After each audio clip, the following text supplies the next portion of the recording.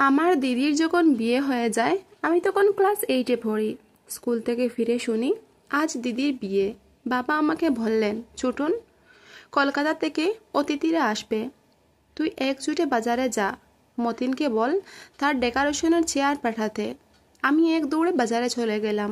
মতিন কাকুকে যখন সব বলছি তখন 2টি প্রকাণ্ড গাড়িকে বাজার পেরিয়ে আমাদের বাড়ির দিকে যেতে দেখলাম। মতিন কাকু বললেন, যাক, মিলির বিয়ে অনেক ভালো করে বিয়ে হলো, তোদের অবস্থা এইবার ফিরবে। দিদির কি সত্যি ভালো করে বিয়ে হচ্ছে? আমি জানি না, আমি শুধু জানি দিদি চলে যাচ্ছে আমাদের বাড়ি থেকে। তারপর কি হবে? কে আমাদের খাবার রেঁধে দেবে? কে আমাকে চুপি চুপি তার মাটির ব্যাংক ভেঙে আমাকে মেলায় যাওয়ার টাকা দিবে? দিদিকে ছাড়া যে আমার জীবন চলতে পারে আমি সেটা কল্পনাও করতে পারি না।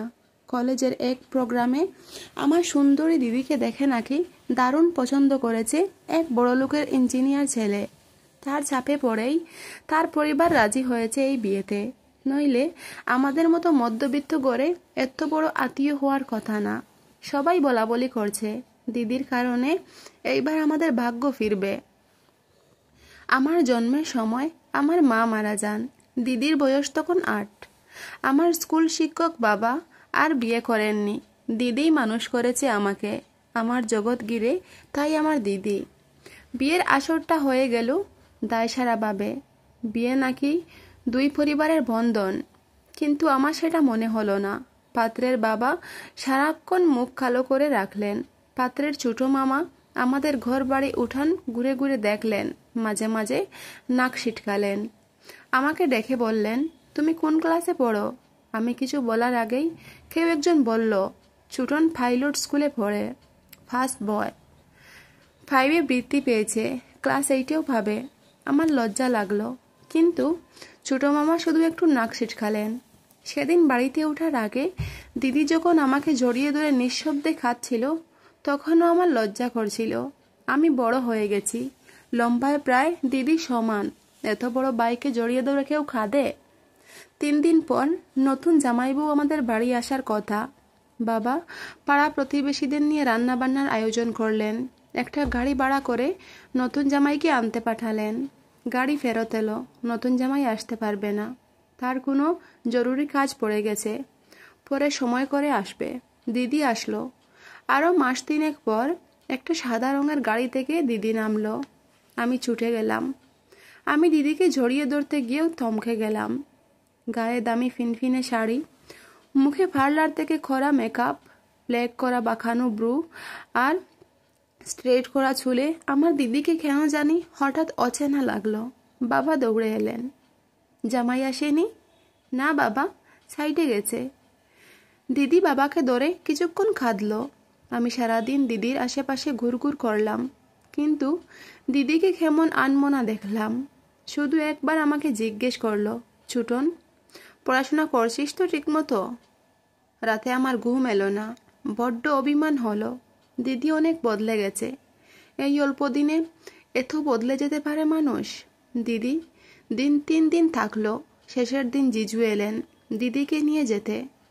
জিজু দেখলাম বেশ গম্ভীর। আমাকে ডেকে বললেন, কিরে ছোটন, পড়াশোনা করিস তো ঠিক মতো, নাকি সারাদিন বদরামি? আমি কিছু বললাম না। জিজু আসার পর থেকে দিদি তটস্থ হয়েছিল, কারণ দেখলাম তার আমাদের সামনেই কপাল কুঁচকে। 2 বার দিদিকে ধমক দিলেন জিজু। দিদি চলে যাওয়ার পর সেই রাতে বাবা আমার ঘরে এলেন। অপরাধীর গলায় বললেন, ছোটন, তুই তো অনেক বড় হয়ে গেছিস, বলতো আমি কি কোনো ভুল করলাম? আমি হয়তো সত্যি বড় হয়ে গেছি। মনের কথা চেপে রেখে বললাম, কেন, কি হয়েছে বাবা? দিদি অনেক ভালো আছে, কিন্তু আমি ঠিক জানি আমার দিদি ভালো নেই। দিদির হাতে কালশিটে দাগ দেখেছি। আমার হাসি খুশি দিদি কেমন গুটিয়ে গেছে মাত্র 3 মাসে। এর ঠিক 1 বছরের মাথায় বাবা মারা গেলেন। আমি একা হয়ে গেলাম। পাড়া প্রতিবেশীরা দিদি জিজুকে চেপে ধরলেন আমাকে নিয়ে যাওয়ার জন্য। দিদি উৎকণ্ঠা নিয়ে জিজুর মুখের দিকে তাকালো। জিজু কিছুক্ষণ ভেবে বললেন, ছোটন চলুক, কাজে লাগবে অনেক।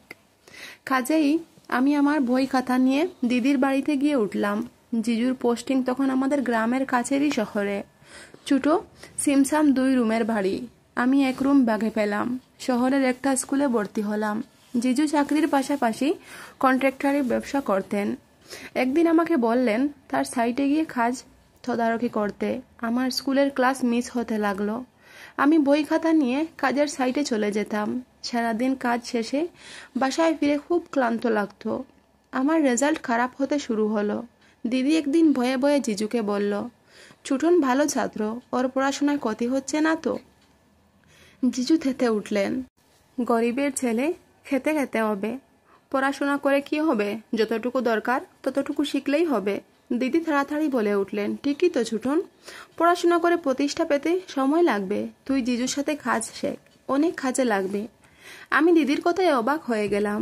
এই দিদি আমাকে তৈরি করেছে। সব সময় বলতো পড়াশোনা করে একদিন অনেক বড় হতে হবে, পড়াশোনা ছাড়া আমার আর কোনো কাজ নেই। আজ কত পরিবর্তন। আমি জিজুর সাইড দেখতে লাগলাম। ক্লাস 9-এর একটা কিশোরের জন্য নিশ্চয়ই খুব সহজ কাজ না, কিন্তু আমি শিখতে লাগলাম, সাথে পড়াশোনাও করতাম সাইটে। সাইডের লোকজনের কাছেই খবর পেতাম জিজুর কর্মকাণ্ড নিয়ে। বাজারে জিজুর এক বাঁধা মেয়ে মানুষ আছে। জিজু নিয়মিত সেখানে যাতায়াত করে। আমি টের পাই ওই রাতগুলোতে জিজু বাসায় ফেরে টলতে টলতে। মাঝে মাঝে দিদির চাপা কান্নার আওয়াজ পাই। সকালে কোনো কোনো দিন দিদির গায়ে নতুন কালশিটে দাগ দেখি। দিদি লুকাতে চেষ্টা করে। আমার দিদি অনেক বদলে গেছে। আমার মনে হয় আমাকে নিয়ে দিদি বাড়ি অস্বস্তি বোধ করে, কেমন ফালিয়ে বেড়ায়। দেখা হলে ঠিকমতো কথা বলে না। মাঝে মাঝে জিজু দিদিকে পার্লার থেকে সাজিয়ে পার্টিতে নিয়ে যায়। আমার অবাক লাগে। তবু এক একটা দিন যখন বাসায় জিজু থাকে না, হঠাৎ সেই পুরানো দিনের কথা মতো দিদির থেল নিয়ে এসে বলে, ছুটন, আয় তোর মাথায় দিয়ে দিই। আমার চোখে জল চলে আসে। আমি লুকাবার চেষ্টা করি। একদিন অনেক রাতে ফিরে জিজু আমাকে ঘুম থেকে ডেকে তুললেন।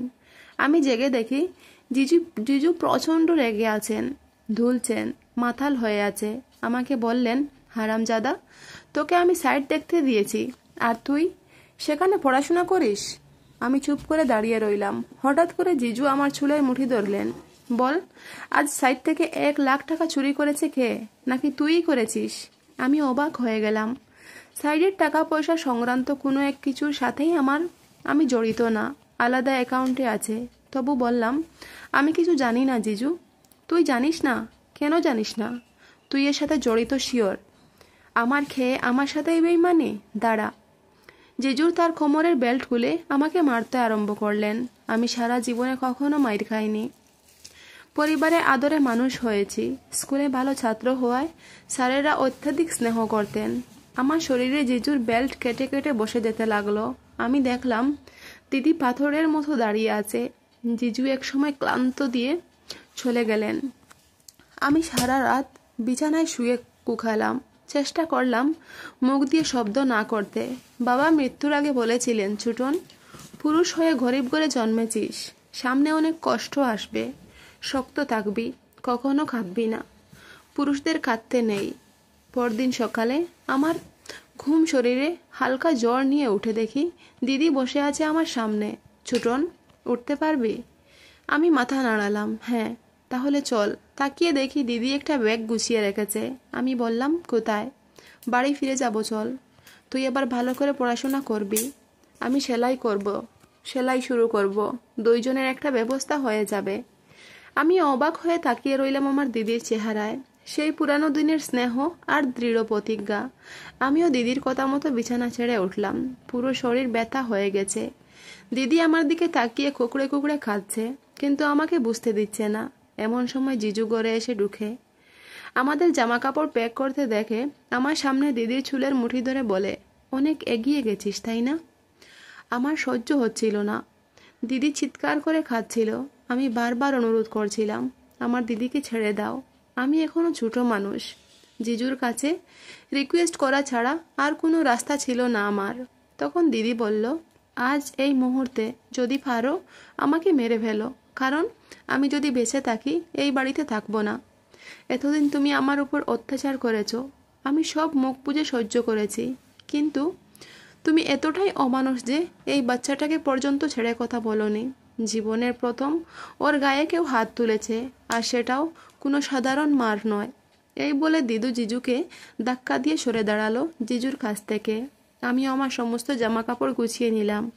জিজু ভালোবেসে বুঝিয়ে একবারও দিদিকে রাখার চেষ্টা করলো না, বরং ধমক দিয়ে বলল, যা যা, সেখানে গিয়ে উপোস থাকতে থাকতে মুখ উঠিয়ে চলে আসবি আবার। আমি খুব ভালো করে জানি তোদের মতো ফকিরদের অবস্থা। জিজুর কথাগুলো কাঠার মতো লাগছিল আমার মনে, কিন্তু চুপ করে সব মেনে নিতে হয়। আমরাও বেরিয়ে পড়ি বাড়ি থেকে। গ্রামে এসে নতুন করে বাঁচতে শুরু করে দুই ভাই বোন। এখানে আসার পর একদিনও ফোন করে পর্যন্ত খবর নেয়নি জিজু। 1 মাস পর ডিভোর্স পেপার পাঠিয়ে দেয় জিজু। মনের মধ্যে কষ্ট চেপে রেখে হালকা হাসি দিয়ে সেটাতে সই করে দেয় দিদি। এরপর থেকে আমাদের জীবন ধীরে ধীরে সুন্দর হতে শুরু করে। আমিও আগের মতো পড়াশোনা করি। আমাদের ভাই বোনের জীবন অনেক সুখের। গল্পটা এখানেই শেষ করলাম। ভালো লাগলে চ্যানেলটা সাবস্ক্রাইব করে পাশে থেকো। ধন্যবাদ বন্ধুরা।